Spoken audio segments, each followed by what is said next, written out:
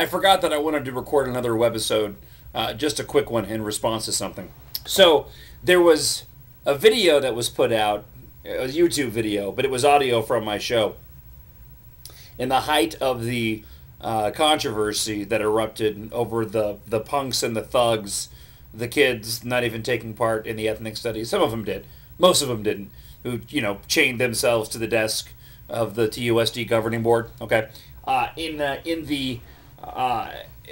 the heat of frustration on my show, I was talking about firing people like Richard Elias, Isabel Garcia, Adelita Grijalva, and Judy Burns, the board members. Okay, so obviously you can't fire people that are elected officials, and I addressed this on the air after some listeners called to remind me of that. You're right, of course, you can't go and fire people who are elected. They have to be recalled. So this video got posted, showing the ignorant John Justice doesn't realize how the process works and blah, blah, blah, blah, blah.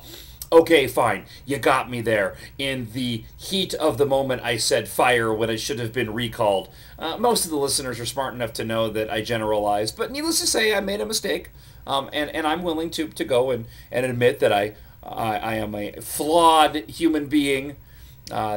And I'm not perfect by any stretch of the imagination. So I should have said recalled or demand accountability, but instead I said fired, and you can't fire elected officials. Okay, I do want to post this response because this video has been making the rounds on the net.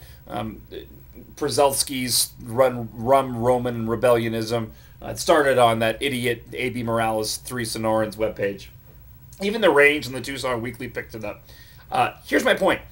I railed on Richard Elias, Isabel Garcia, Adelita Grijalva, and Judy Burns for essentially 4 days straight.